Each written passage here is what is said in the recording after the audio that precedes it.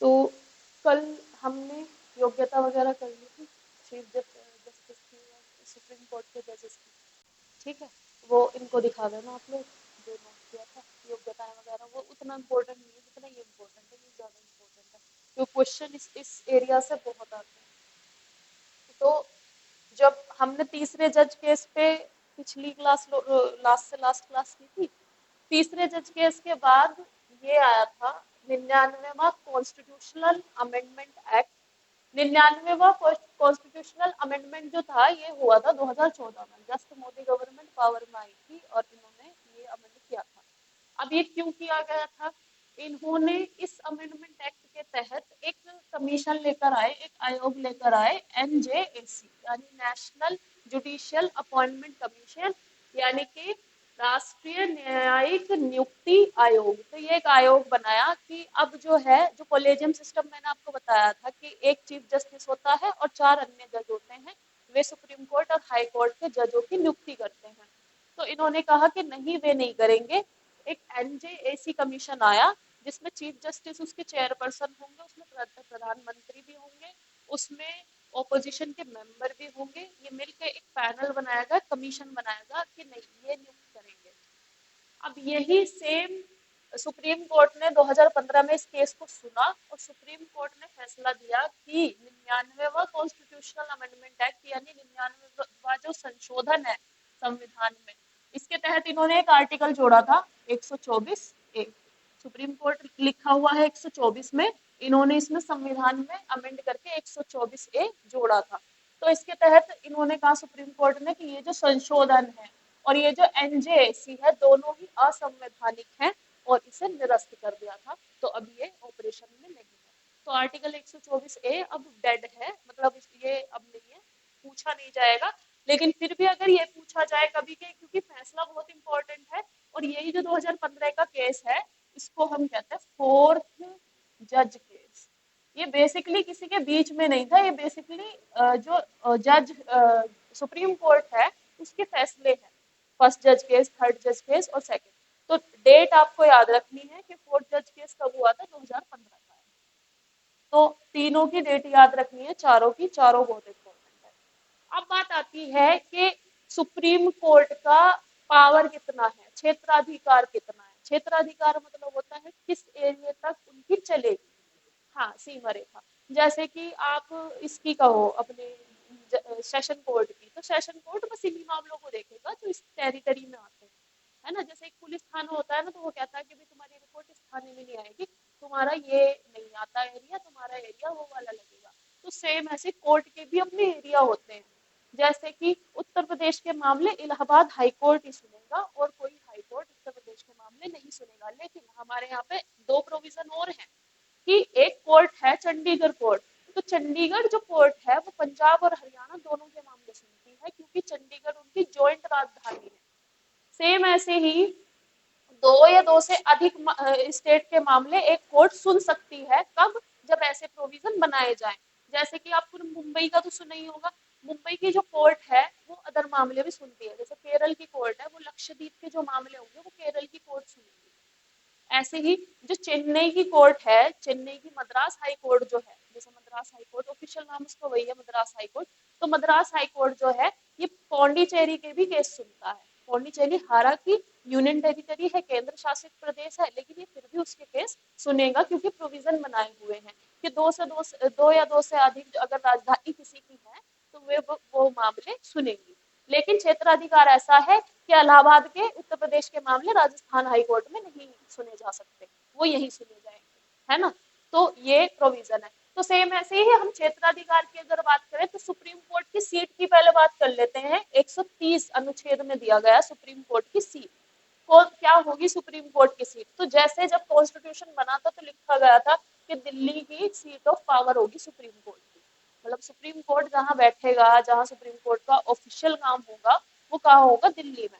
लेकिन इसमें एक और बात इन्होंने लिखी थी कि अगर मुख्य न्यायाधीश चाहे तो बदल सकते हैं, जहां भी चाहे बदल सकते हैं और राष्ट्रपति से सत्यापित करा ले, अप्रूव करा ले उस बात को, और वो कहीं भी बेंच को शिफ्ट कर सकते हैं। तो ऐसा कहा जा रहा है अब कि साउथ में बेंच को शिफ्ट, मतलब दिल्ली तो सीट ऑफ पावर रहेगा ही, लेकिन बेंच अलग अलग बैठाने की बात हो रही है अभी भी, और ये चीज होनी चाहिए। क्योंकि ये हमारे लिए बहुत आसान है, हमारे पास दिल्ली है, लेकिन लेट्स से तमिलनाडु, तमिलनाडु वालों को अपना केस यहाँ लेकर आना पड़ता है, और जो अफोर्ड ही नहीं कर सकते वो आ ही नहीं सकते। जो अच्छे हैं वो सुप्रीम कोर्ट में अपील कर सकते हैं, लेकिन जो किसान हैं, जो गरीब हैं, जिनके पास इतना रिसोर्स नहीं है कि फ्लाइट का खर्चा भी वो नहीं निकाल पाएंगे, या ट्रेन तो कई दिन में हो जाएगी, जल्दी आना है, तो दिल्ली वो नहीं आ पाते। तो इसलिए अभी पिछली बार भी ये था चर्चा में कि दिल्ली सीट ऑफ पावर ना हो करके ऐसे बना दो कि एक बेंच कोलकाता में बना दो, एक एक बेंच इधर मुंबई में बना दो, ताकि सभी लोगों के लिए ठीक रहे, सुप्रीम कोर्ट की बेंच सिर्फ दिल्ली में नहीं होनी चाहिए।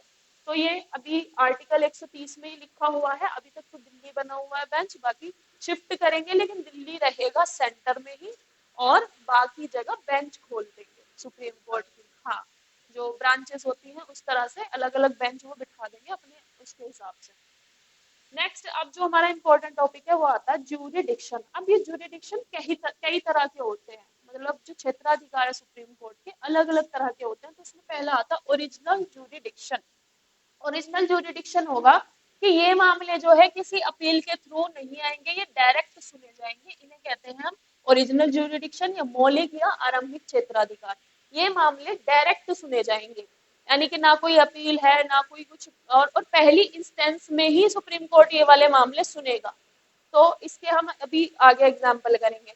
दूसरा होता है अपीलेट ज्यूरिडिक्शन या अपीलीय क्षेत्राधिकार, यानी कि बाय वे ऑफ अपील। ये तो सीधा सीधा इससे देख के ही समझ आ रहा है कि अपील के थ्रू सुने जाएंगे। जैसे कि हाई कोर्ट का कोई केस है और हमने फैसले से हम असंतुष्ट हैं हाई कोर्ट के, तो हम कहेंगे नहीं, हम तो सुप्रीम कोर्ट में अपील कर दो, फैसले से हम सहमत नहीं है। अगर प्रोसिक्यूटर को लगता है कि भाई उसकी केस में जान है और उसे लगता है कि वहां से रेमेडी मिल जाएगी, तो वहां अपील कर देते हैं। फिर नेक्स्ट है एडवाइजरी ज्यूरिडिक्शन। एडवाइजरी मतलब परामर्श के तौर पर, कि ये जो ज्यूरिडिक्शन है वो एडवाइजरी उसमें है। जैसे कि सुप्रीम कोर्ट कोई भी गाइडलाइन जारी करता है तो वो एडवाइजरी ज्यूरिडिक्शन में आता है, और वो गाइडलाइन ऐसी नहीं होती कि बस वो परामर्श दे दिया तो मानना नहीं है, मानना भी पड़ता है अगर वो गाइडलाइन सुप्रीम कोर्ट दे देता है। नेक्स्ट है अ कोर्ट ऑफ रिकॉर्ड। ये लिखा हुआ है आर्टिकल 129 में। कोर्ट ऑफ रिकॉर्ड मतलब जो जो भी चीजें होंगी सुप्रीम कोर्ट में, उसे अभिलेख का क्षेत्राधिकार है, उसका अभिलेख का न्यायालय की शक्तियां। अब इसके तहत जो है supreme court court of record है। इसका मैंने कल भी बताया था कि सुप्रीम कोर्ट अपने आप में एक पूरी अथॉरिटी है।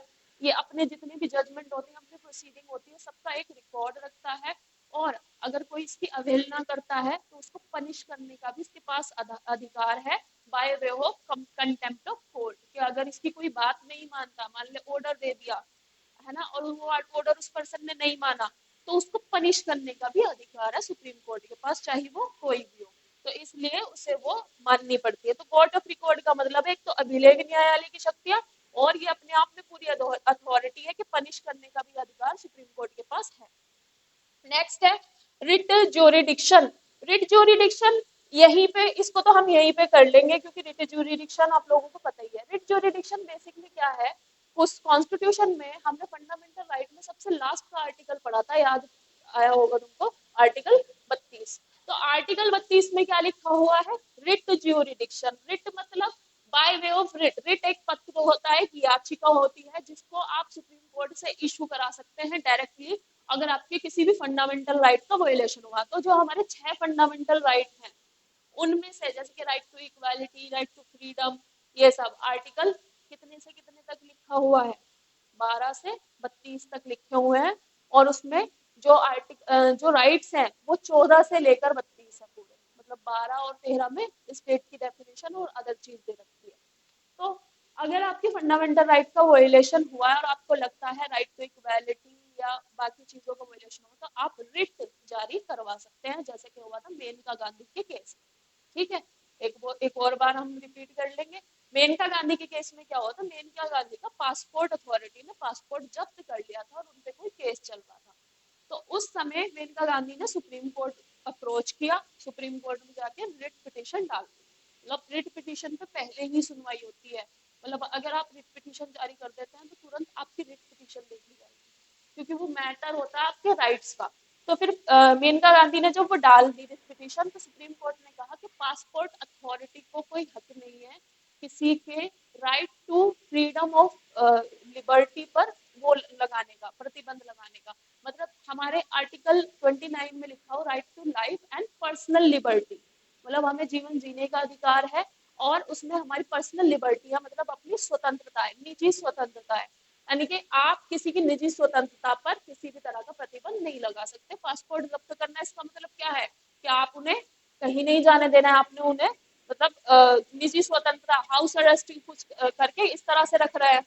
तो फिर मेनका गांधी का जो जजमेंट आया, तब आर्टिकल 21 की जो पावर है वो और ज्यादा बढ़ गई थी, और अब आर्टिकल 21 बहुत पावर है। इसे गोल्डन ट्रायंगल कहते हैं। देखो यहाँ पे लिखना, इसे गोल्डन ट्रायंगल जो है हमारा आर्टिकल कौन कौन सा है?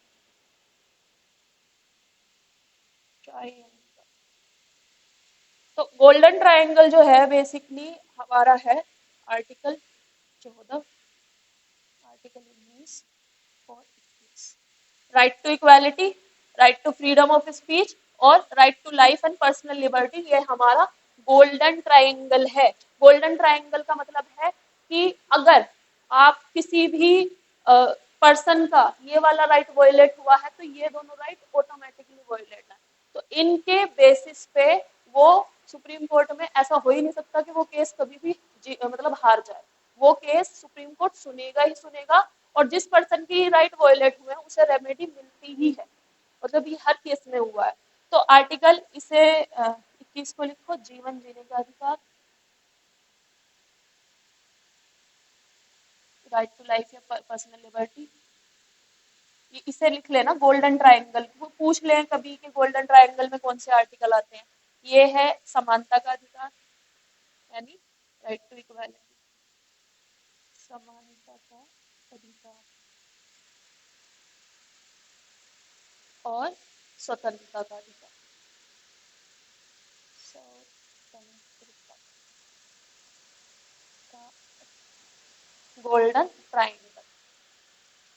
तो रिट ज्यूरिडिक्शन आर्टिकल 32 के अंतर्गत सुप्रीम कोर्ट के पास रिट ज्यूरिडिक्शन के किसी के भी फंडामेंटल राइट का, यानी कि किसी के अगर मौलिक अधिकारों का हनन होता है तो वो सीधे सुप्रीम कोर्ट जा सकता है रेमेडी के लिए।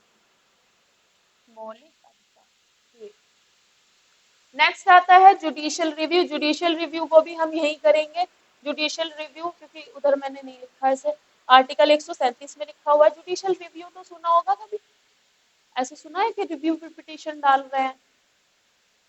अगर किसी भी कोर्ट ने कोई फैसला दे दिया, जैसे सुप्रीम कोर्ट ने कोई फैसला दे दिया, अब सुप्रीम कोर्ट का वो जो फैसला तुम्हें लग रहा है कि एक बार सुप्रीम कोर्ट को फिर से उस पर विचार करना चाहिए, तो हम रिव्यू पिटीशन डालते हैं।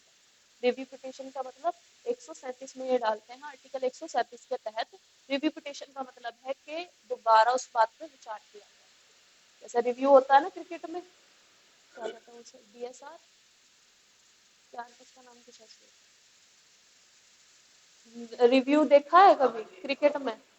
वो अंपायर ने डिसीजन दे दिया, लेकिन वो दोबारा देखते हैं कि सही है, अंपायर ने कह दिया कि आउट आउट है, लेकिन उन्हें लगता है कि नहीं है, तो रिप्ले जो लेते हैं वो ऐसे रिव्यू। तो सेम ऐसे ही जज ने निर्णय दे दिया और लगता है उस निर्णय में कहीं ना कहीं कोई चूक रह गई है, चूक ऐसा लगता है, ठीक है, तो उसको रिव्यू पिटीशन में डाल देते हैं और वो जो फैसला है उस पर सुप्रीम कोर्ट दोबारा विचार करेगी, ठीक है।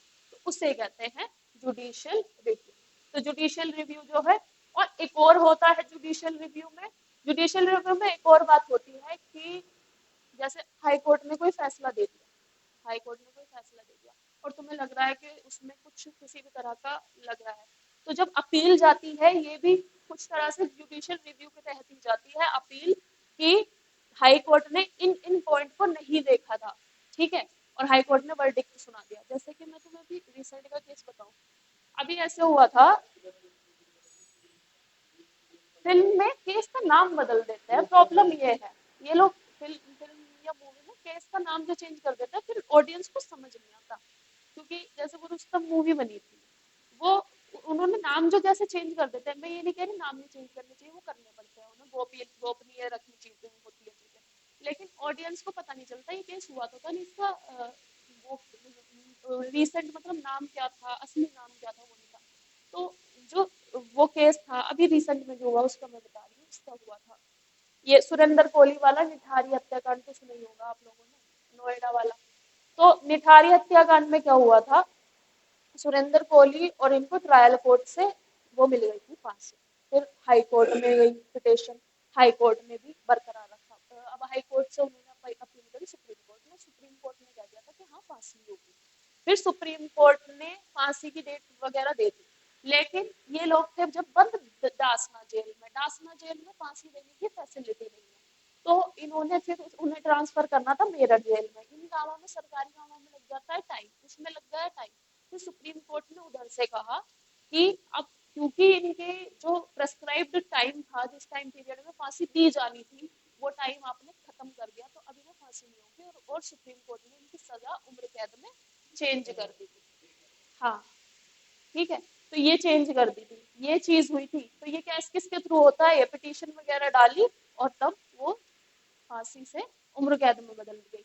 और अब जो रिसेंटली हुआ है इस केस में, हाई कोर्ट में केस अभी भी चल रहा था, इलाहाबाद हाई कोर्ट में, तो इसमें सुरेंद्र जो पंधेर है, सुरेंद्र कोहली तो नौकर था, जो पंधेर था वो था मालिक। तो पंधेर को कुछ केसों में बरी कर दिया गया, मतलब उसे पूरी तरह से बरी कर दिया गया। और बरी किस बेसिस पे किया गया है कि प्रोसिक्यूशन जो है सफिशिएंट एविडेंस नहीं दे पाया कि इन लोगों ने ही किया है। केवल कन्फेशन पे किसी को भी हम ये नहीं कह सकते। अगर आप ये कह दो ना, कोई भी पर्सन, मैं ये कह दूं मैंने किसी को मारा है, और मैं ये कह दूं पुलिस के सामने जाके कि मैंने उसको कत्ल कर दिया, मैंने उसे मार दिया, तो जब तक कोर्ट उस बात की पूरी तरह से जांच नहीं कर लेता कि मैंने ही मारा है, तब तक कोर्ट मुझे फांसी भी नहीं दे सकता। क्यों? क्योंकि किसी भी बेगुनाह को फांसी नहीं दी जा सकती। उसमें एक फ्रेज है कि जब तक अपराध सिद्ध ना हो जाए तब तक वो मतलब निर्दोष है। हाँ, निर्दोष है। तो ये था। अब तो सेम चीज उसमें हुई थी, तो ऐसे ही तो जाती है पिटीशन, ट्रायल कोर्ट से हाई कोर्ट गई, हाई कोर्ट से सुप्रीम कोर्ट गई, फिर सुप्रीम कोर्ट ने फैसला भी सुना दिया कि फांसी दे दो। और फांसी के बाद जब देर कर दी, फिर पिटीशन डाल दी, सुप्रीम कोर्ट ने क्या कह दिया कि उम्र कैद में बदल दो। और अब उसमें से एक रिहा हो गया और एक पड़ा है जेल में, अब इसका पता नहीं वो भी रिहा कर देंगे, जब एविडेंस ही नहीं है ना। एविडेंस मतलब ऐसे नहीं है कि आप प्रॉपर जो जो भी चीजें हुई हैं उसका प्रॉपर एक एविडेंस नहीं दे पाए ना, वो कड़ियां जुड़ पाई। कड़ियां जोड़नी होती है ना, कि जैसे वो जो बच्चे गायब हो रहे थे और जिन बच्चों की हड्डियां मिली है, जो मरे हैं, वो उन्होंने ही मारे हैं, ये सिद्ध नहीं हो पाया। पहले दे दी थी, जब निठारी हत्याकांड हुआ था, जैसे निर्भया के टाइम पे पूरा देश मतलब वो हो गया था ना, जब प्रेशर होता है, जुडिशरी पे भी प्रेशर था, तो तब तो दे दी थी। अब जब धीरे धीरे ट्रायल चला था, तब चीजें सामने निकल के आई कि नहीं हुआ, क्योंकि एविडेंस ही नहीं थे। अब जैसे मान लो ये रेसलिंग वाला हो रहा था, ठीक है, अब ये नियुक्त हो गया WFI का चेयरमैन, ये संजय सिंह। नियुक्त होने के बाद जो रेसलर हैं उन्होंने पद्मश्री अपना वापस करने की कह दी। ऐसे साक्षी मलिक ने कह दिया कि मैं अपना वो छोड़ रही हूँ खेल। ऐसे ही बहुत बड़े बड़े जो खिलाड़ी हैं उन्होंने कह दिया कि हम खेल छोड़ रहे हैं, अपना खेलना छोड़ रहे हैं। अब उससे क्या असर पड़ेगा, जो तुम जैसे बच्चे तैयार कर रहे हैं वो भी छोड़ देंगे, तो भाई उन्होंने छोड़ दिया तो हम, तो उससे नुकसान है। तो फिर खेल मंत्रालय ने क्या किया, पूरा WFI को ही सस्पेंड कर दिया है। इलेक्शन तो रहे ही नहीं, WFI ही नहीं रहा, जो वर्ल्ड जो हमारी federation of wrestling federation of India है उससे ही खत्म कर दिया। तो ये चीजें होती है, जब प्रेशर आता है ना तो ऊपर से फैसले लेने पड़ते हैं। तो निठारी हत्याकांड जो हुआ था, गाँव वालों का पूरा नोएडा में, पूरे देश में सनसनी मच गई थी कि ऐसा, मतलब कहानी कैसे होती थी कि वो बच्चों को मारता था प्रेशर कुकर में रख के और पका के खा जाता था, ऐसे कहानी बनी थी कन्फेशन में। हाँ, हाँ, और ये भी था कि वो ऑर्गन का ट्रेड करते थे, जो अंगों का जो वो होता था व्यापार, वो करते थे ना, वो पुलिस इस्टेब्लिश कर पाई। अब किसी बड़े उसने मतलब किसी बिग शॉट ने, व्हाइट कॉलर वाले ने करवाया हो और वो अपने आप को कह रहे हो कि हमने ही मारा है, और कोई दूसरा बंदा बच जाए, तो इसलिए सुप्रीम कोर्ट ने उसे मतलब हाई कोर्ट ने उसे छोड़ा पंदेर को। हाँ, मतलब सर अगर उन्होंने करा भी है, उनसे किसी ने करवाया होगा तो वे तो बच जाएंगे। हाँ, उसमें बहुत उसमें बहुत लोगों के लिंक है, वो ऊपर नहीं आ पाया। हम्म। अब तो वो चला गया, शायद अपने गांव चला गया, अमृतसर पंदेर वहीं का था, पंजाब का था शायद। तो ये होता है पिटीशन में कि अगर आप रिव्यू डाल देते हैं तो आपकी बात सुनी जाएगी, फिर दोबारा मना नहीं करेगा सुप्रीम कोर्ट। और हाँ, अगर सुप्रीम कोर्ट को लगा कि केस में जान ही नहीं है तो वो डिसमिस भी कर देते हैं, वहीं पर रद्द कर देंगे, दोबारा आप जा भी नहीं सकते। डिसमिस होगी ना पिटेशन तो दोबारा नहीं जा सकते। ठीक है। फिर अब पढ़ेंगे हम ओरिजिनल ड्यूरिडिक्शन। तो ओरिजिनल ड्यूरिडिक्शन जो है ये अनुच्छेद 131 में लिखा हुआ है।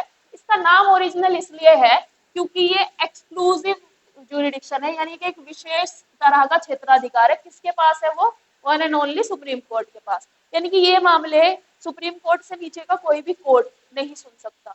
ये कौन से मामले होते हैं?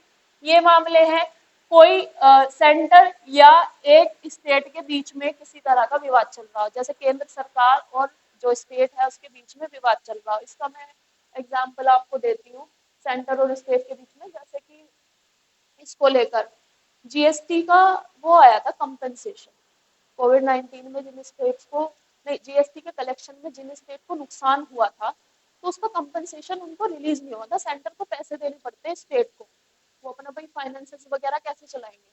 तो वो कंपनसेशन की वजह से बहुत सारे स्टेट ने जो है सेंटर के ऊपर केस कर दिया था कि ये जीएसटी का कंपनसेशन नहीं दे रहे हैं, यानी केंद्र सरकार के बीच। तो जब ऐसे केस होते हैं कि विवाद सेंटर यानी केंद्र सरकार और एक राज्य के बीच हो, तो ये मामले सुप्रीम कोर्ट सुनेगा, डायरेक्ट सुप्रीम कोर्ट ही सुनता है, उसके नीचे कोई कोर्ट इसके लिए एलिजिबल नहीं होती। नेक्स्ट है, अगर सेंटर और दूसरी तरफ दो एक या एक से अधिक राज्य हैं, तब वो वाले मामले। जैसे कि कुछ लोगों को अप्लाई करने में नेशनल एजुकेशन पॉलिसी आई थी, नेशनल एजुकेशन पॉलिसी के बाद केरला ने मना कर दिया था कि हम अप्लाई नहीं करते इसे, मतलब हम अपने राज्य में से नहीं लगाएंगे। सेम चीज छत्तीसगढ़ के साथ भी हुई थी।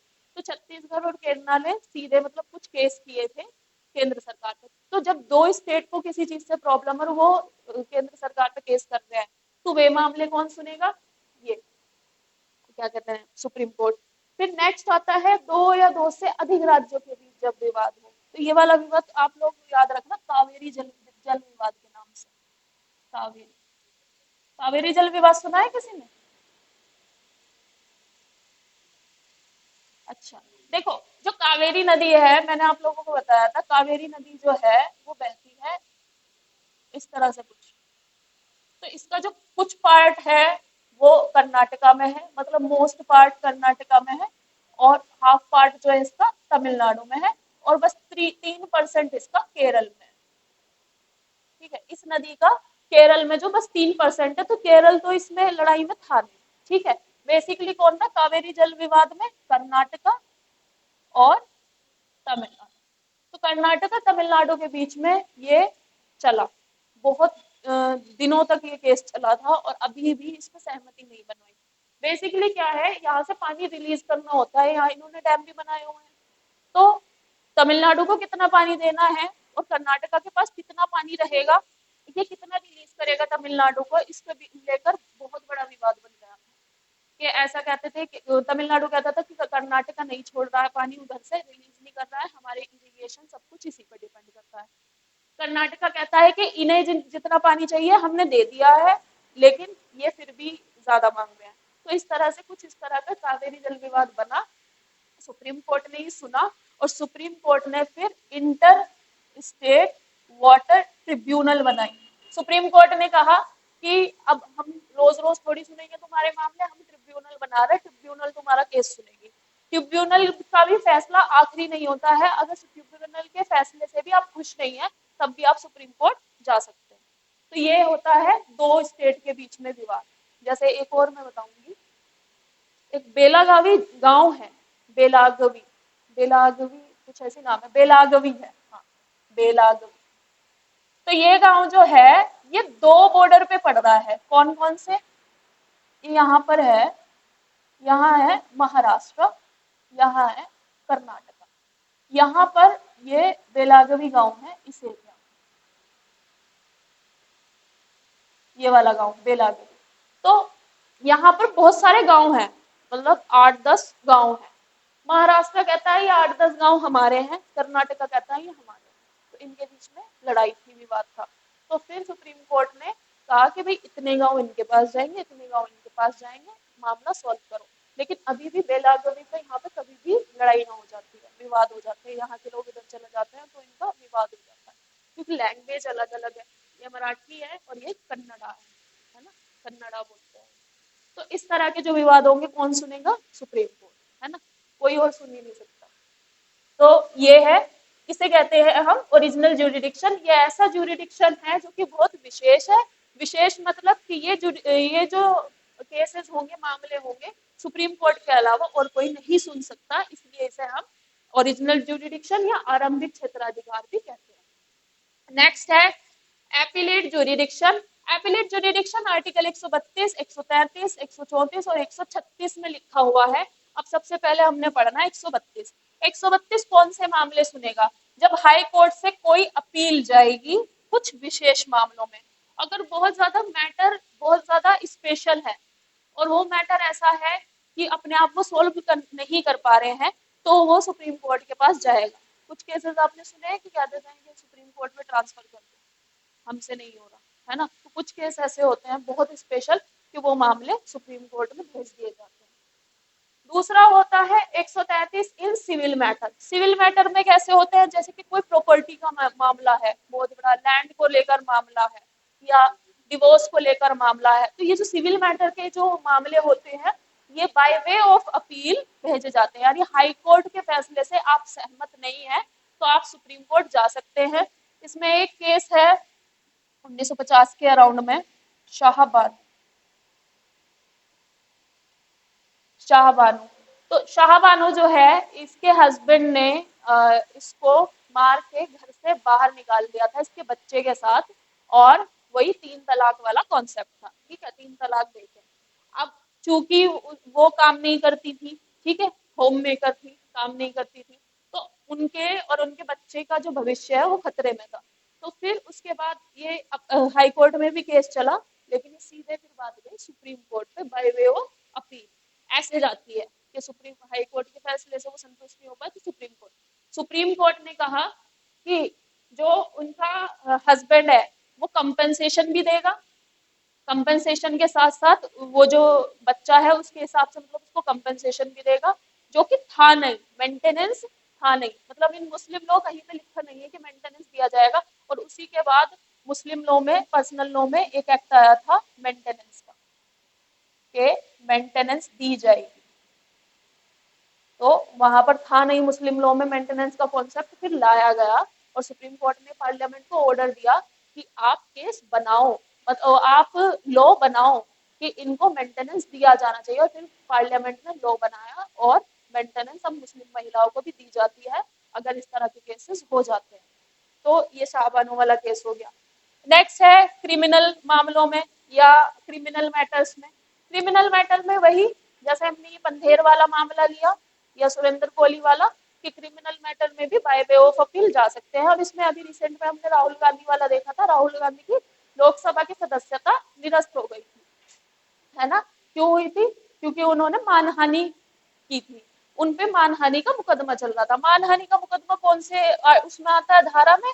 ये आईपीसी की 499 है।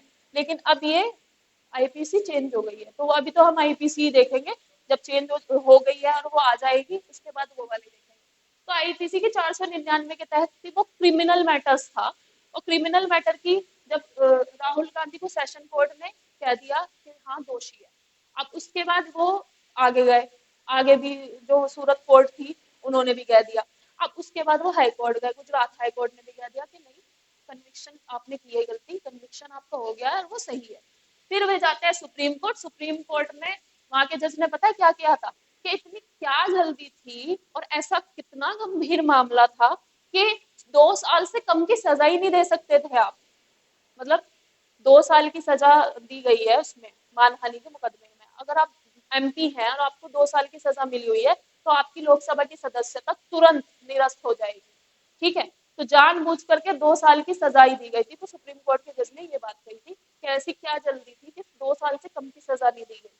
तो फिर वो पलट दिया था सुप्रीम कोर्ट ने और राहुल गांधी की लोकसभा लोकसभा की सदस्यता बरकरार हो गई और अब वो स्टे लगा दिया, अभी केस चल रहा है। ठीक है, नेक्स्ट है 136, ये स्पेशल लीव है। स्पेशल लीव मतलब अगर कोई केस चल रहा है, जैसे कि कुछ ऐसे केसेस थे, अब किसका बताऊं, कर्नाटका है हिजाब वाला। तो कर्नाटका हिजाब वाला जो केस चल रहा था वो सुप्रीम कोर्ट भी गए थे बच्चे। तो सुप्रीम कोर्ट ने कहा कि आप वहाँ पे मतलब हाई कोर्ट का फैसला आने दो, हम तब सुनवाई करेंगे। लेकिन अगर ऐसा मामला होता है कि बहुत इंपॉर्टेंट है और हाई कोर्ट में वो केस चल रहा है लेकिन सुप्रीम कोर्ट को ही सुनना है, तो सुप्रीम कोर्ट क्या करेगा, हस्तक्षेप करेगा, यानी इंटरफेयर कर सकता है और उस केस को अपने पास बुला लेगा। यानी कि हाई कोर्ट से क्या कहेगा, रिस्पेक्टिव हाई कोर्ट से, कि ये मेरे पास ट्रांसफर कर दो, हम सुनवाई करेंगे इसकी। ठीक है, तो ये 134 में जो लिखा हुआ है स्पेशल लीव यानी कि विशेष मामलों में हस्तक्षेप करने हेतु, ये वही केस है कि सुप्रीम कोर्ट को लगता है अपने पास बुला लेंगे तो वो कह देते थे ट्रांसफर कर दो, हम सुन लेंगे। ठीक है, पर ये बहुत इस विशेष मामले होते हैं, है ना। ऐसे ही नहीं कि कोई चोरी का होगा तो वो कह देंगे नहीं सुप्रीम कोर्ट डिसाइड करेगा। बहुत इंपॉर्टेंट जो मसले होते हैं वो सुनेंगे। व्हाइट कॉलर, जिनके पास पैसा होता है,